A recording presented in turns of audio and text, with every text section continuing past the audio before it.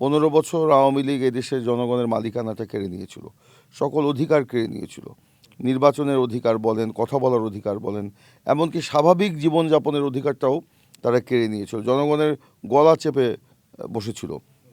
তো সেরকম পরিস্থিতি থেকে, একটা শ্বাসরুদ্ধকর পরিস্থিতি থেকে জনগণ কিন্তু একটা বেটার সিচুয়েশনে যাচ্ছে।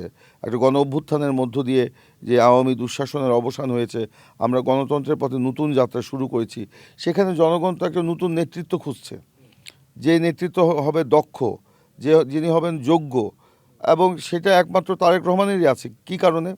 এদেশের জনগণ তো শহীদ প্রেসিডেন্ট জিয়াউর রহমানকে দেখেছেন, বেগম খালেদা জিয়াকে দেখেছেন, যে তারেক রহমান তার বাবা যেভাবে এই দেশকে বিশৃঙ্খলা থেকে শৃঙ্খলায় ফিরিয়ে নিয়েছেন, সেই 75-এ যে ঝঞ্ঝা বিক্ষুব্ধ যে দিনগুলো আপনি নিশ্চয়ই মনে আছে বা আমাদের স্মরণে আছে, সেই দিনগুলোতে তিনি কীভাবে ঠান্ডা মাথায় দেশকে একটা লাইনে নিয়ে এসেছিলেন।